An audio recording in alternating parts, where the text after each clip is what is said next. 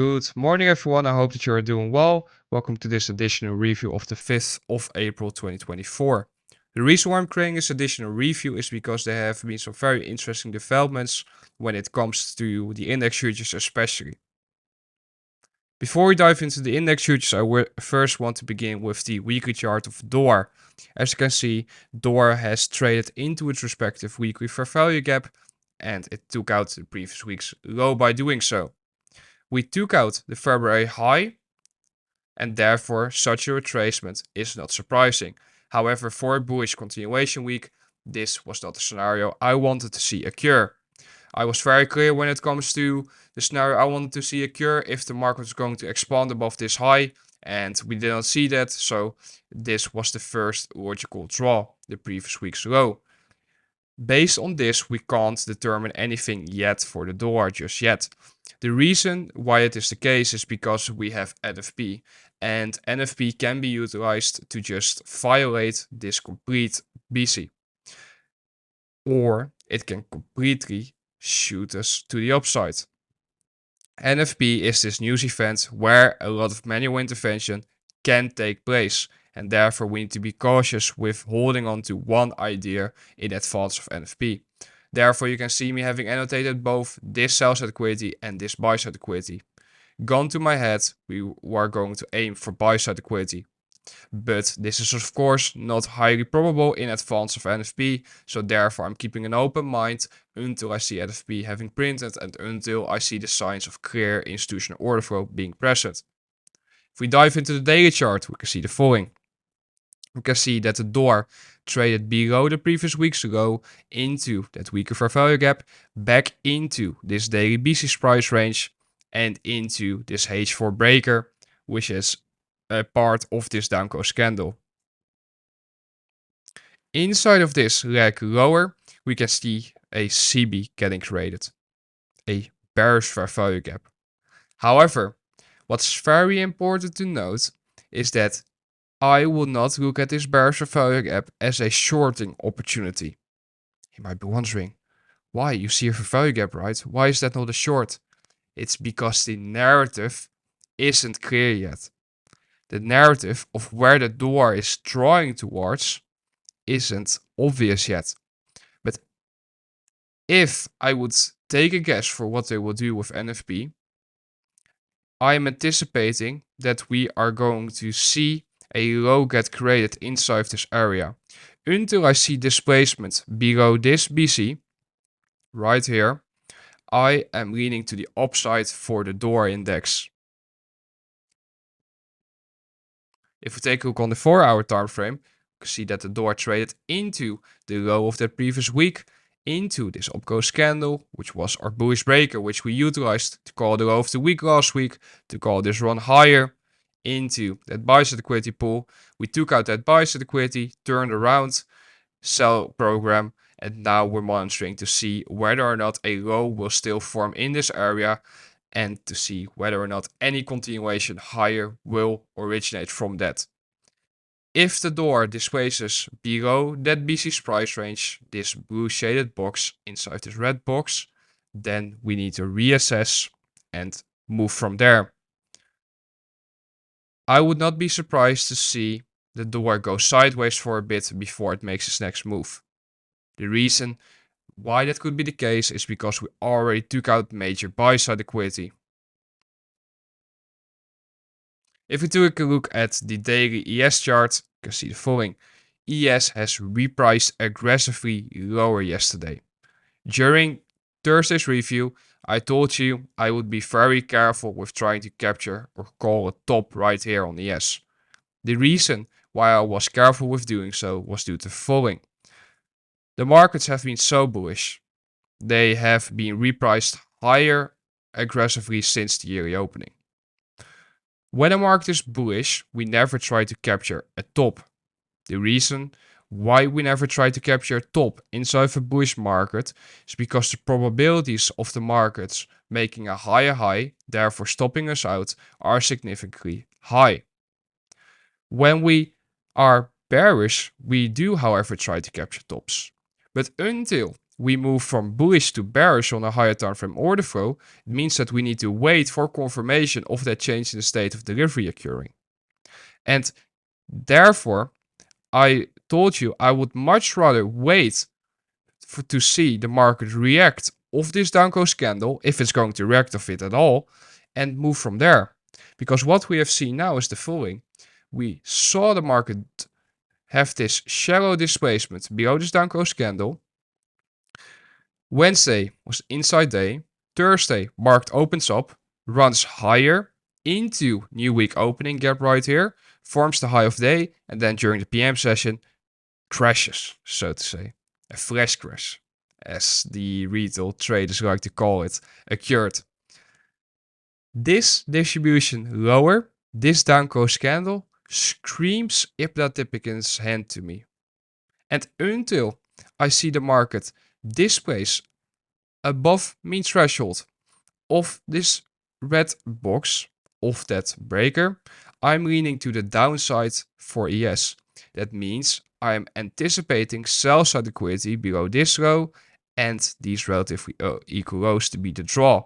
More so specifically, I'm looking at this BC as a potential draw on liquidity. Why? Well, we have seen significant buy side liquidity get purged right here. SMT with Nasdaq, displacement to the downside during April, during a new quarter, and therefore this type of delivery would not be surprising to me. These are my draws on liquidity going into not only today, but also into next week already. Unless something significantly changes after the NFP release. But if it does, you will hear from me during the weekend review. Hourly time frame ES. What we can see is that ES opened up on Thursday, and we saw the market run towards the Tuesday high right here. It took out the buy side liquidity above that high, and it traded back into this new week opening gap. Inside of this new week opening gap, SMT with Nasdaq formed. Right here on the highs. We will dive into this SMT on the lower time frames in a bit. What I want to share with you is the following. This sell-off was technically perfect. It was so precise. I would highly advise you to investigate it because there's a high level of precision, algorithmic precision, that was present during that sell-off. One thing I want to note, however, is the following. When you are looking at such an hourly time frame and you just see such big down close candles, you might think, were there any opportunities to get in based on the time frame that you're currently looking at price at? You already know that on a fractal time frame, a lower time frame, there are retracements, of course, that are shorting opportunities. However, on this time frame, there's also a way that you could have went short inside this delivery. First of all, you could have turtle souped the AM session high right here when Nasdaq failed to create a higher high. Again, we will dive into that soon. But secondly, you could have placed a sell stop limit below this low right here. Because think about it logically. The market retraced into this BC right here, and it then continued higher, trading above this high, but it failed to move with speed and velocity above it. Why? Because it moved into the new week opening gap and the draw on liquidity was below market price. If you know that and you see the market displace below this low, or even trade below this low, that right there is a sign of CSD, a change in the state of delivery. And if you know that and if you understand that, you can go short the moment the price crosses that price level. Utilize lower time frame confirmations, boom, there you go. Only on demo accounts, of course. This is all me sharing my own experience with you, but not as any financial advice or anything like that. Market then expands lower aggressively, beautiful sell-off. I unfortunately was not able to participate in this sell-off because I was not behind the charts. However, I saw that some students of the mentorship and some fellow TOTK members were able to capture it, so that was pretty awesome to see. If we zoom into this delivery, we can see the following.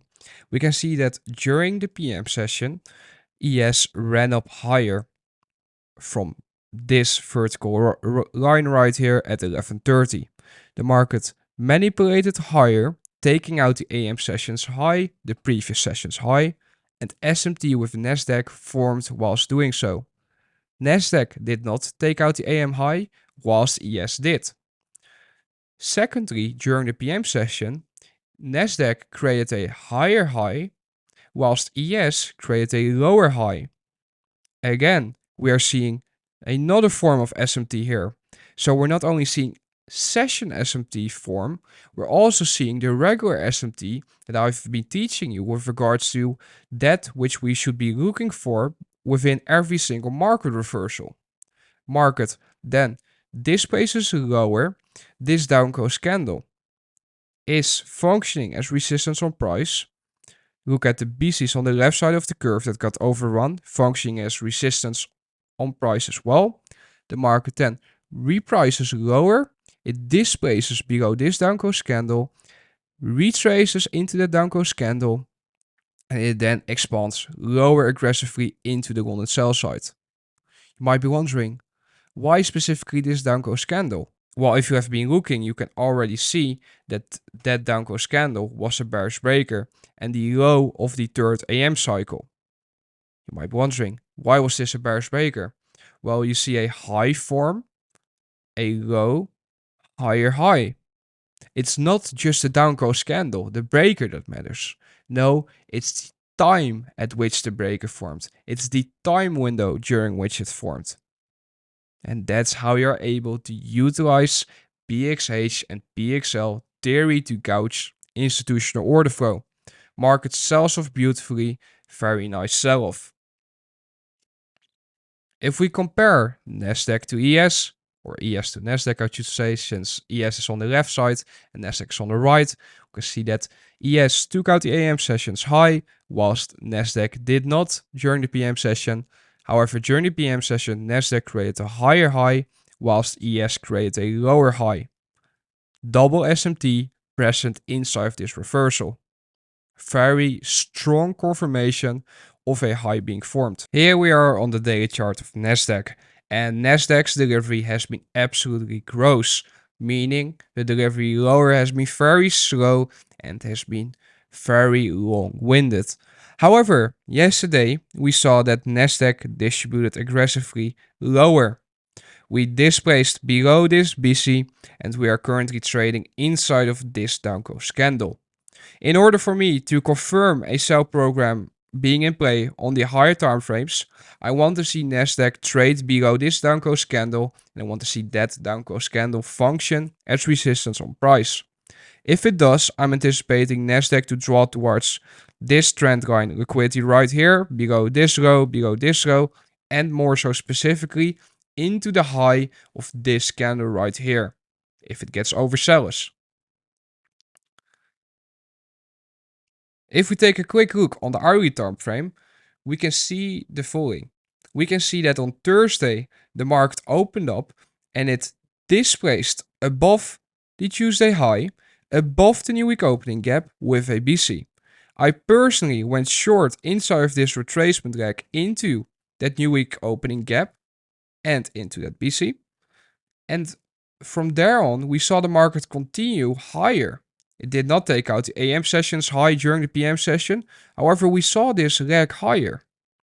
This right here was what I meant with something very nasty occurring for the index futures. And this was a advanced method of SMT that was being applied right here. And I'm going to explain it to you. Because you all know SMT when it comes to the Kraken correlation on the highs or lows. That's the most easy way of SMT that I've been teaching you so far. However, I've also been hinting you at something else. And that is that there can be a Kraken correlation relative to what asset or to what market has already reached its respective gap or breaker or whatever PD array. So in this case, what you see is that Nasdaq displaces above the new week opening gap, whilst ES did not. What does that signal? It signals that ES is the weaker market. And you might be wondering, okay, so it's the weaker market. And what? If you compare ES's delivery relative to Nasdaq's delivery, you can see a major difference between the two. ES has been rather clean, whilst Nasdaq has been rather messy, which you can already see on the daily time frame.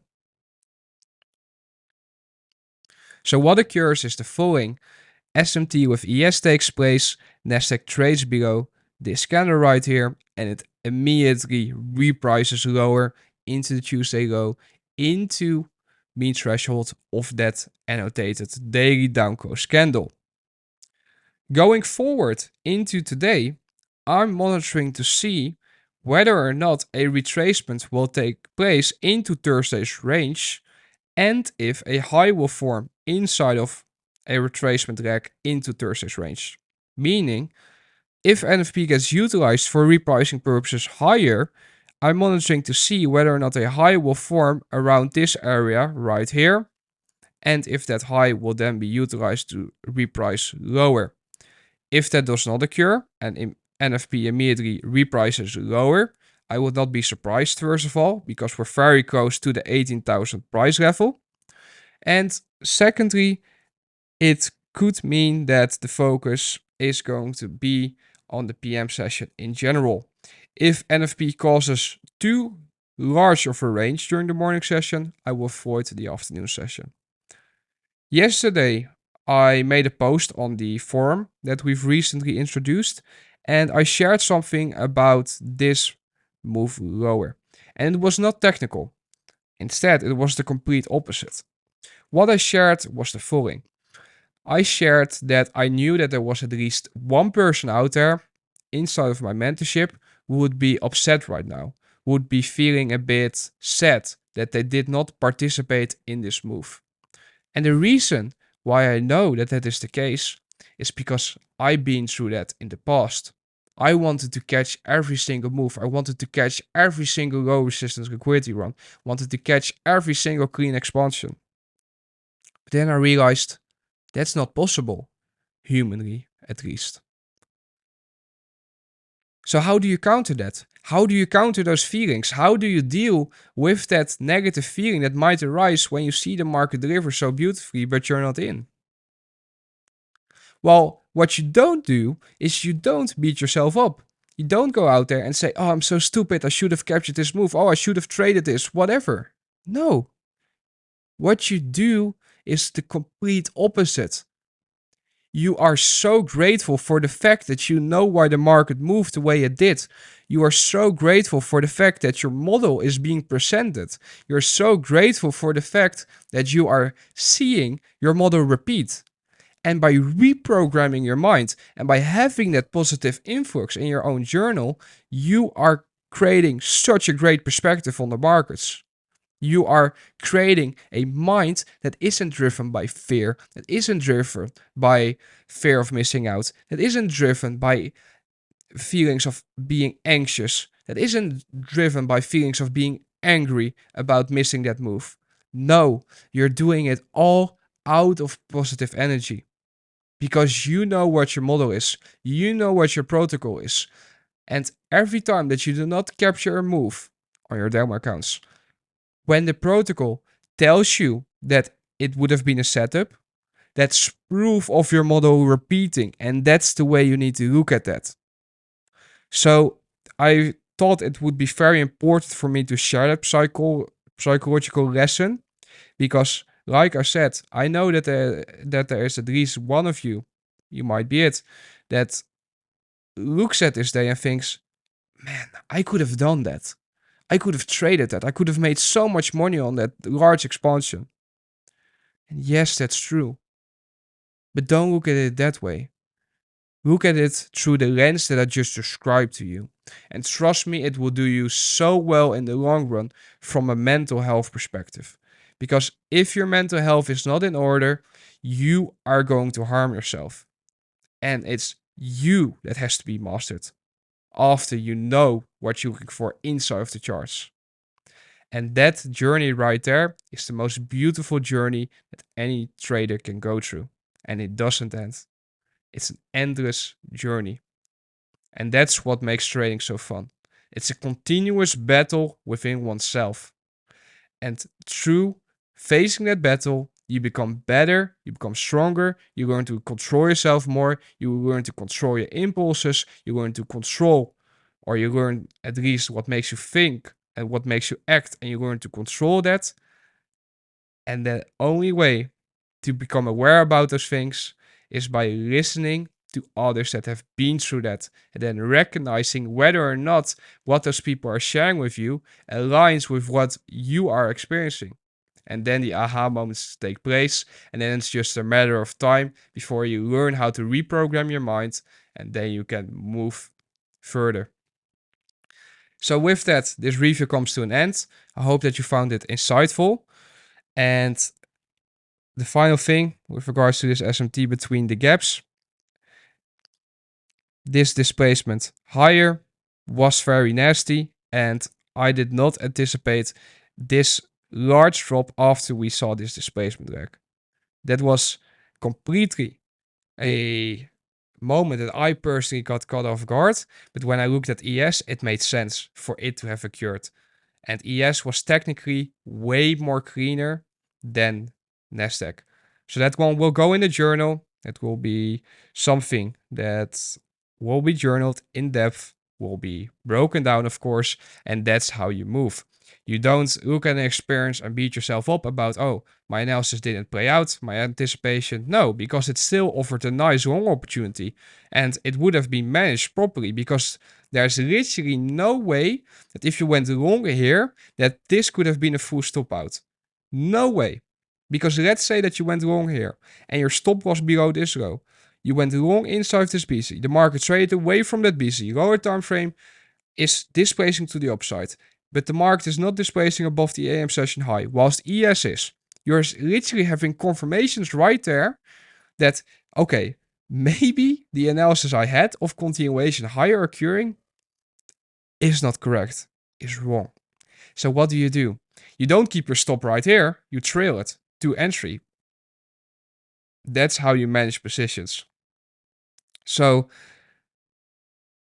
I feel like that way of gouging order flow is something that many people just need to learn. And the only way to learn that is by listening, and it's by looking for the things that I'm sharing with you.